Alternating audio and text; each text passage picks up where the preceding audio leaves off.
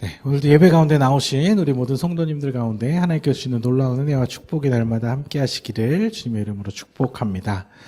네, 한 주간 잘 보내셨나요? 네. 주중에는 좀 이렇게 춥기도 했었는데, 이제 또 주일만 되면 날이 조금 풀리는 것 같아요. 네. 영적으로도 이 주일날 우리 하나님 앞에 예배하면서 하나님의 따뜻한 사랑의 햇볕을 받으며 포근한 주님의 품에 안기는 그런 복된 예배의 시간 되기를 주님의 이름으로 축원합니다.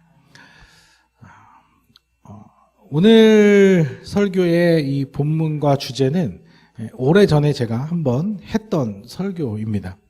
언제 했냐면 제가 목회 생활을 하면서 처음으로 주일 11시 예배 설교를 했었던, 보통 이제 뭐 대예배라고 부르는데, 뭐 예배가 뭐 대예배, 소예배 있는 건 아니고, 보통 이제 주일 11시에 사람들 가장 많이 모여서 드리는 그 예배 때, 부교육자지만 처음으로 이제 설교를 할 기회가 생겨서, 어떤 말씀을 전해야 할까 고민하다가 고심하면서 준비했던 주제입니다. 벌써 12년이나 지났는데요.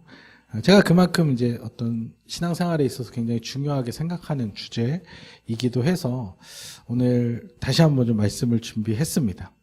너무 오래전에 이제 했던 설교라 거의 이제 완전히 거의 새로 쓰다시피 쓰기는 했는데, 혹시나 그 자리에서 들으셨던 분도 있을지 모르겠지만 절대 기억은 나지 않을 거라고 생각이 듭니다. 네, 지난주 설교도 잘 기억이 안 나는 마당에 그래서 아무튼 이게 우리가 1월 달에 이 진리라는 주제를 다루면서 꼭 필요한 주제라고 생각이 들어서 준비를 했는데요. 말씀을 통해 하나님을 향한 갈급함이 더욱 깊어지시는 그런 은혜의 시간이 되기를 소망합니다.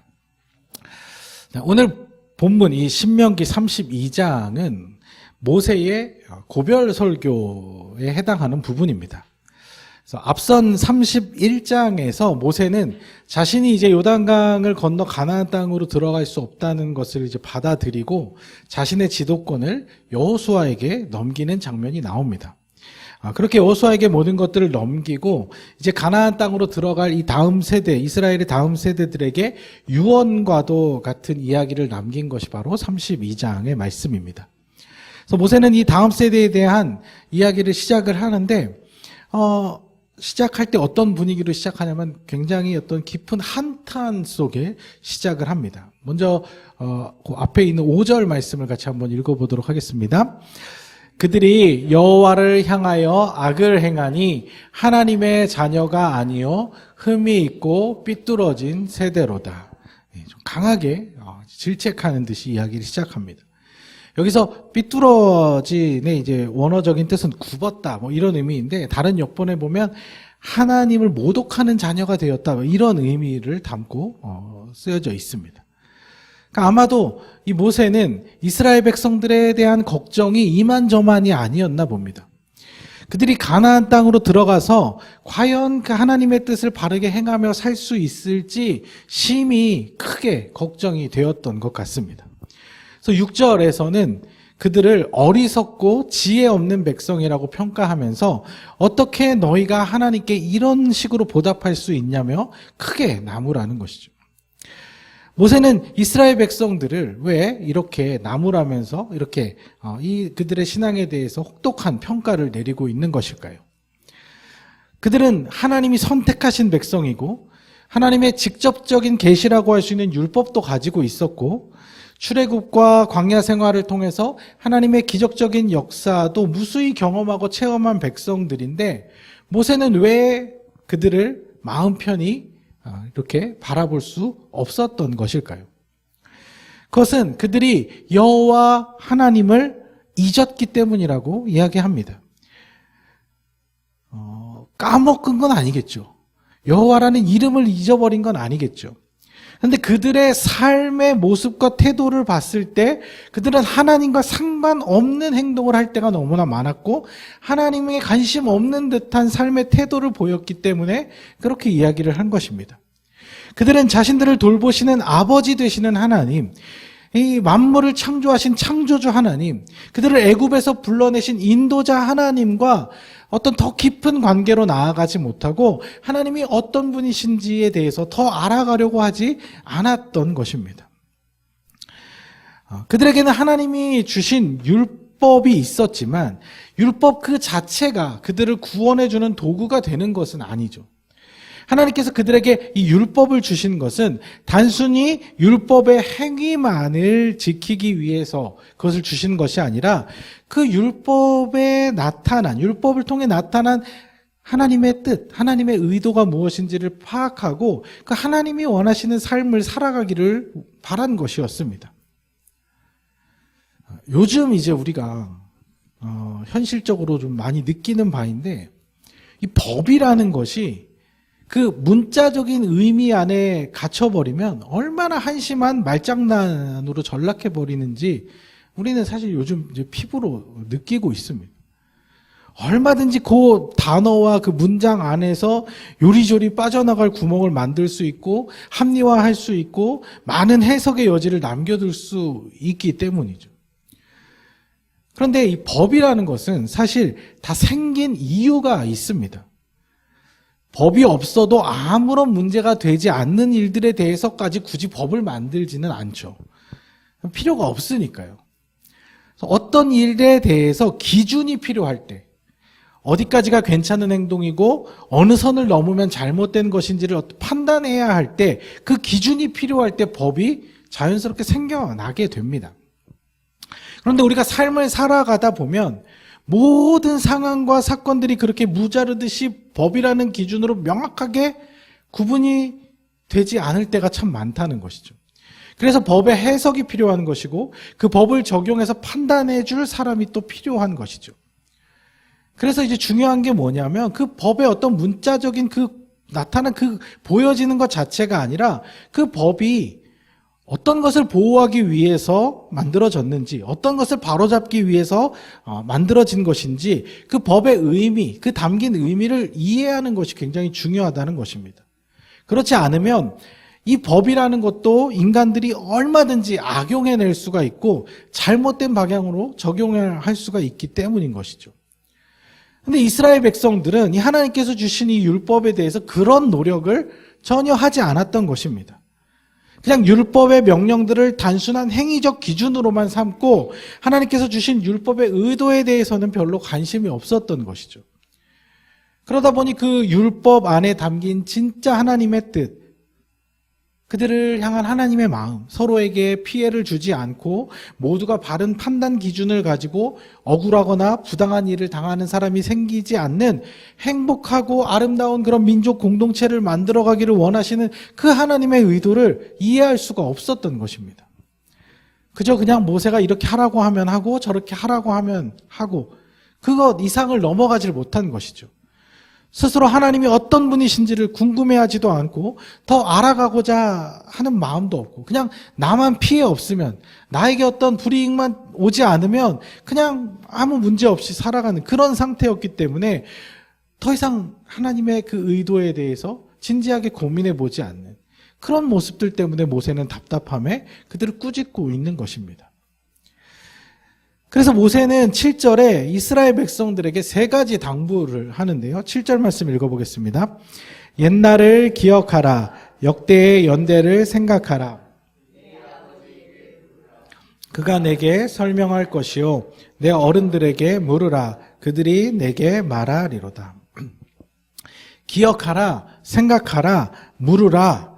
이렇게 세 가지 명령어로 이스라엘 백성들에게 권고를 합니다. 첫 번째는 옛날을 기억하라입니다. 이것은 그저 과거의 전통을 답습하라는 어떤 보수적인 의미를 말하는 것이 아니라 그들에게 행하신 하나님의 역사를 기억하라는 것입니다. 까먹지 말라는 것입니다. 하나님께서 그들을 이집트에서 어떻게 인도해 내셨는지, 광야 한가운데서 어떻게 그들을 돌보셨는지를 기억함으로써 그들을 향한 하나님의 사랑과 은혜를 놓치지 말라는 것이죠. 두 번째는 역대의 연대를 생각하라인데요. 7절의 말씀을 세번역 성경으로 다시 한번 읽어보도록 하겠습니다. 아득한 옛날을 회상하여 보아라. 조상 대대로 내려온 세대를 생각하여 보아라. 너희의 아버지에게 물어보아라. 그가 일러줄 것이다. 어른들에게 물어보아라. 그들이 너희에게 말해줄 것이다.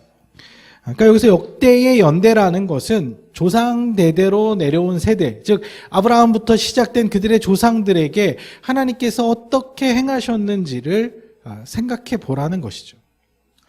우리가 요즘 이제 창세기를 읽고 있으니까 더 생생하게 기억하실 것입니다.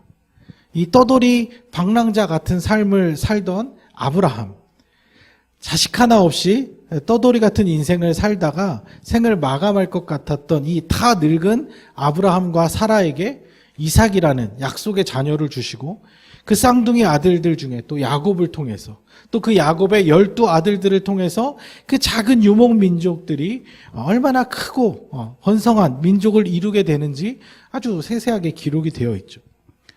그런데 그 과정 속을 잘 살펴보면요, 그들의 존재 자체가 사라져버릴 위험이 얼마나 많았는지 모릅니다. 야곱이 형한테 까불다가 그냥 분노를 일으켜서 사실은 에서가 죽이려고 그랬어요, 사실. 그때 이제 피신을 하지 않았으면 그냥 그 형제가 사라져버렸을 수도 있습니다. 또 야곱의 아들들은 여동생 지키겠다고 객기 부리다가 부족 자체가 완전히 망할 뻔한 위기를 겪기도 했어요. 또 요셉이 아니었으면, 요셉이 애굽의 총리로 되어 있지 않았다면 가뭄으로 인해서 그들은 그냥 싹 다 굶어 죽어버렸을 수 있는 그런 상황이었습니다. 생존 자체가 불가능할 정도의 위협들이 너무 많았지만 그들이 생존할 수 있도록 돌보시고 지켜주셨던 것은 하나님께서 개입하시고 하나님께서 그들을 살아갈 수 있도록, 그들의 민족을 이룰 수 있도록 지켜주시고 보호해 주신 그 은혜 아니었습니까? 그러면 그들이 하나님이 이런 약한 민족을, 우리와 같이 보잘것없는 민족을 왜 하나님의 백성으로 삼으셨는지, 하나님께서 그들을 통해 이루고자 하시는 바가 도대체 뭔지, 그들을 지키시기 위해서 왜 이렇게 크신 사랑을 베푸셨는지 깊이 깊이 생각하고 묵상하며 그것을 깨달았어야 하는데 그냥 그런 것에는 관심이 없었던 거예요.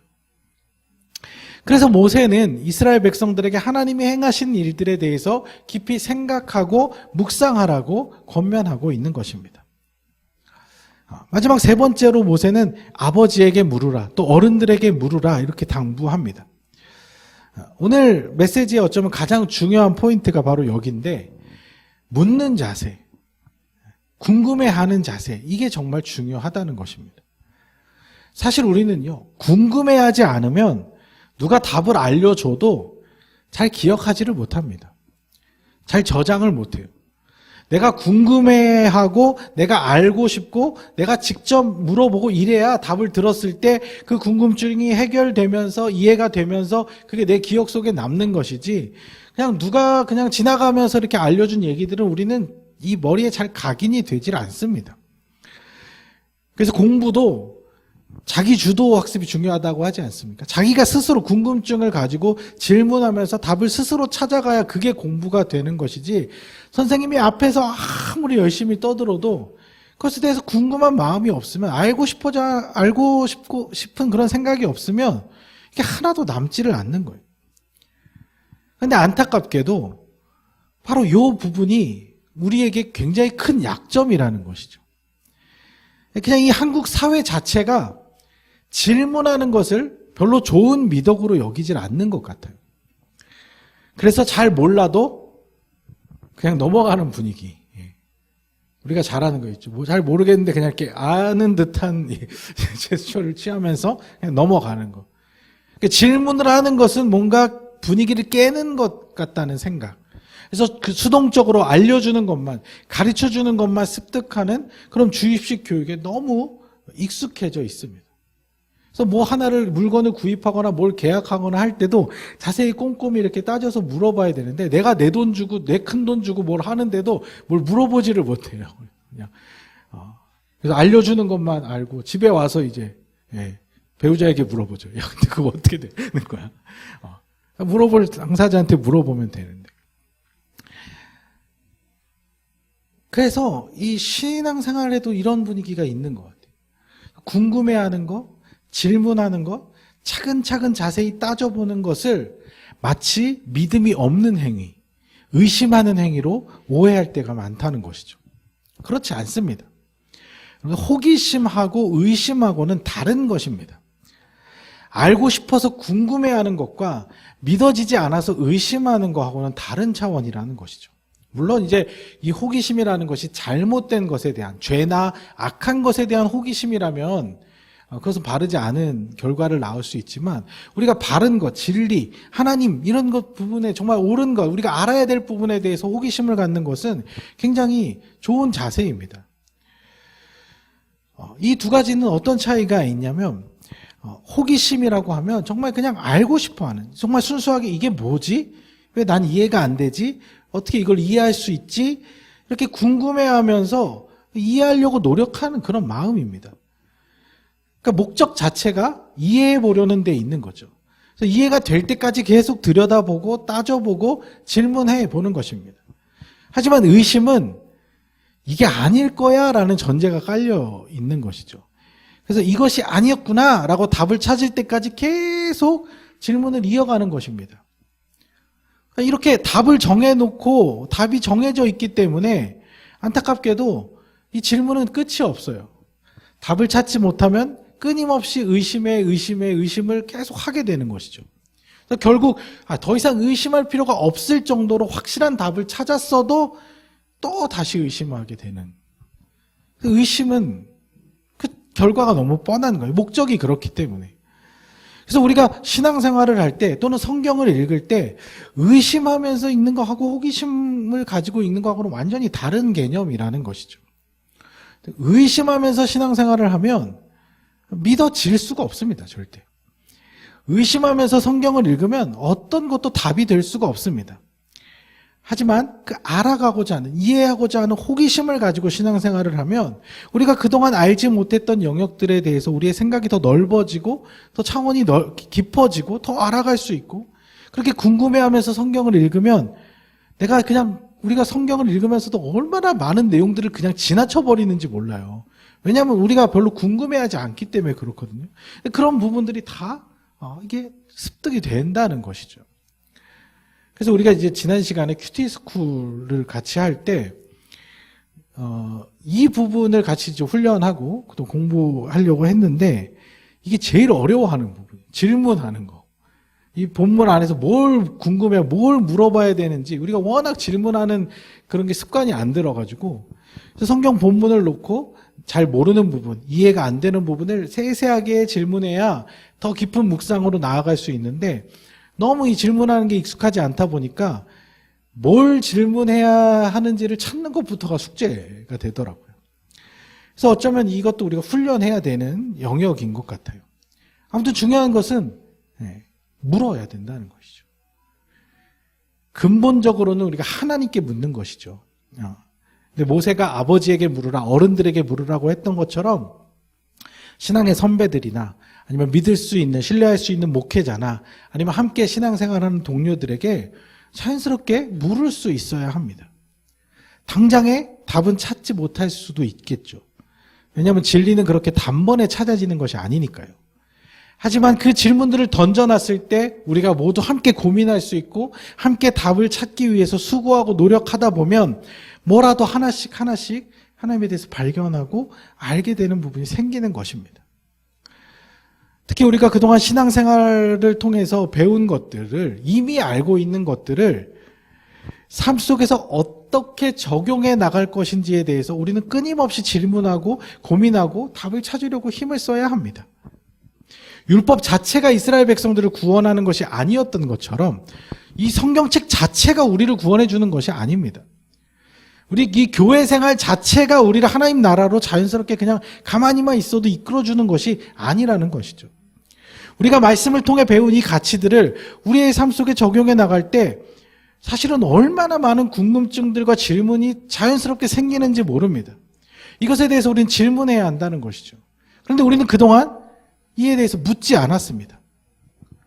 가정에서 하나님의 뜻을 이루는 것은 어떤 것이, 어떻게 사는 것인지, 직장에서 말씀대로 산다는 것은 어떻게 사는 것인지, 나를 힘들게 하는 사람에게 내가 어떻게 반응하는 것이 하나님이 기뻐하시는 일인지, 원수를 사랑해야 한다고 그렇게 많이 들었는데 이 도저히 용납할 수 없는 저 인간들에 대해서 어떻게 그들을 사랑할 수 있는 것인지에 대해서 벌써 답을 찾으셨다면 여러분들은 굉장한 경지에 오른 것이죠. 아마 대부분의 사람들은 답을 찾지 못했을 것입니다.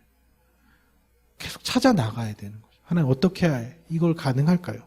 예수님 말씀하신 이 말씀을 어떻게 내가 적용해낼 수 있을까요? 고난도 하나님의 선물이라는데 왜 도대체 나만 이렇게 힘든 일들이 계속 일어나는 것입니까? 하나님 나에게는 행복을 주지 않으시려는 것입니까? 내 운명은 그런 것입니까?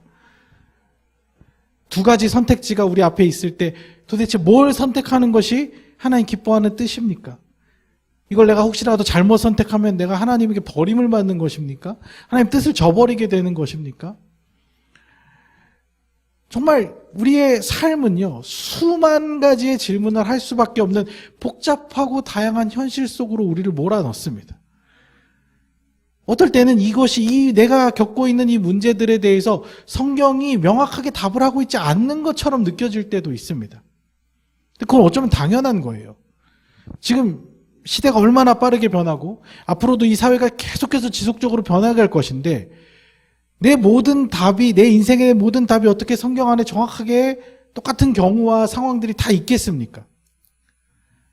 없을 수 있어요. 하지만 분명한 것은 말씀 안에는 답을 찾을 수 있는 원리, 하나님의 뜻, 진리가 있기 때문에 그 원리, 그 해석 방법을 통해서 하나님께서 우리에게 답을 찾도록 도와주신다는 것이죠. 예를 들면 공부할 때 학생들이 보는 교과서 아니면 참고서, 수학의 정석 같은 그런 책들 있잖아요. 근데 이런 책에 이 세상의 모든 문제를 다 담아놓을 필요가 있습니까? 그렇게 되면은 이 책이 어마어마한 양으로도 채워지지가 않겠죠. 모든 문제가 거기 다 들어있는 것은 아닙니다. 하지만 그 책 안에는 문제를 풀 수 있는 원리들을 잘 정리해 놓았죠. 예시를 많이 적어 놓았죠. 그래서 학생들은 그 원리를 공부하면서 이해한 뒤에 그 원리를 이용해서 자기 앞에 놓여져 있는 이 문제를 풀어내야 하는 것이죠. 마찬가지로 우리도 말씀 안에서 하나님의 뜻, 하나님의 원리, 하나님께서 우리에게 바라시는 뜻을 계속 찾아내서 그거를 내 삶 속에서도 적용해 보는 것입니다. 아브라함이 어떻게 복이 되는 삶을 살았는지 말씀을 통해서 하나님의 뜻과 계획을 이해하고 우리 삶 속에서 아브라함과 같은 태도와 자세로 하나님과 깊은 관계를 맺다 보면 우리도 아브라함이 누렸던 복들을 함께 누릴 수 있습니다. 근데 그렇게 깊은 고민을 하지 않고 아브라함은 순종해서 복 받았다고 하니까 그냥 무조건 순종 잘하면, 아무한테나 그냥 순종 잘하면 하나님이 복 주신다. 그 복이라는 것도 굉장히 제한적인, 아브라함이 누린 어떤 물질의 복이나 자손의 복 같은 것만 바라면서 하나님 나는 왜 안 됩니까? 나는 왜 복 안 주십니까? 이런 태도로 대한다면 그것은 하나님에 대해서 너무 무지한 태도일 뿐만 아니라 하나님에 대한 관심도 없는 것이고 궁금해하지도 않는 태도라는 것이죠. 우리가 삶 속에서 하나님의 진리에 대한 이런 치열한 질문을 하지 않기 때문에 결과적으로 어떻게 되었냐면 지금 사람들이 느끼는 그리스도인들, 교인들의 모습은 그들이 말하는 신앙과 그들의 삶은 완전히 분리되었다고 보는 것이죠. 그리고 그들이 하는 이야기들은 다 뭔가 추상적이고 굉장히 피상적인 것처럼 느껴지게 되는 것입니다. 그래서 그들은 기독교를 선호하지 않습니다. 거기 나도 맨날 똑같은 말, 다 들어본 말. 근데 실제로 그들은 그렇게 사는 사람은 별로 찾아보지를 못하니까. 이스라엘 백성도 마찬가지로. 율법은 있고 하나님의 뜻을 가지고 있지만 그렇게 살지는 않는 그런 모습이었기 때문에 모세가 답답해했던 것이죠. 여러분들 신앙생활 아무리 오래 했어도요, 어쩌면 우리는 하나님에 대해서 아직 1%도 제대로 알지 못하는 상태일 수 있습니다. 신학 공부를 아무리 많이 했어도요, 그 무한하신 하나님의 지혜에 단 1% 정도도 이해하지 못하는 것일 수 있다는 것이죠. 그만큼 우리는 하나님을 계속해서 더 알아가야 하고 더 많이 궁금해해야만 합니다. 지난주에도 말씀드렸잖아요. 하나님에 대해서 내가 이미 충분히 잘 알고 있다고 생각하는 것이 바로 교만이고, 그 교만이 우리를 어리석은 삶을 살게 만든다는 것입니다. 하나님을 궁금해 하십시오. 그리고 매일매일 하나님께 하나님을 묻고 질문하고 구하십시오. 하나님을 찾고 두드리십시오. 왜 우리는 궁금해하지 않을까요? 이유를 말씀드려 볼까요? 어쩌면 우리가 하나님을 향한 사랑이 너무 작아서 그럴 수도 있어요. 그럼 사랑하면 궁금해지는 게 당연한 것입니다. 어떤 대상에 대해서 내가 좋아하고 사랑하는 마음이 크면 더 알아가고 싶고 더 관심이 많아지고 더 조그만 세세한 것이라도 하나더라도 더 알고 싶어지는 것이 당연한 것입니다. 어린 애들, 사춘기 애들 막 아이돌 쫓아다니고 그럴 때 보면 막 저 앨범 저 구석에 있는 막 수록곡 같은 것도 막 가사를 다 외우고, 멤버들 한 명 한 명 막 생일이 언제인지, 성격이 뭔지, 막 MBTI가 뭔지 막 이런 것까지 막 다 알려고. 왜? 사랑하니까, 궁금하니까. 인생에 별로 도움도 하나도 안 되는 것일지 모르지만 궁금해하고 알아가고 싶어 하는 거죠. 여러분도 하나님에 대해서 그렇게 궁금해 보신 적 있습니까? 하나님에 대해서 조금이라도 더 그렇게 알아보고 싶은 마음. 왜? 이사야서에 나타난 하나님의 모습은 왜 이런 모습일까? 아유, 뭐 그런 것까지 알아야 되나요? 네. 예, 뭐 몰라도 뭐 살 수는 있겠지만, 우리가 그렇게 신앙생활 하면서 알아가면 알아갈수록 우리가 더 깊이 그 하나님을 이해할 수 있는데, 그 이해도에 따라서 우리의 삶이 더 자유롭고 우리의 삶이 더 그 지경이 넓어질 수 있는데, 궁금해해야 한다는 것이죠. 혹시나 우리가 하나님에 대해서 더 이상의 어떤 궁금증이나 호기심이 없다면 그 말은 곧 하나님에 대한 우리의 사랑이 많이 식어졌다, 권태기다 라고 할 수 있다는 것이죠. 여러분도 혹시 잘 모르실까 봐 하는 이야기인데요. 하나님 알면 알수록 진짜 좋습니다. 알아가면 알아갈수록 훨씬 더 멋지신 분이십니다.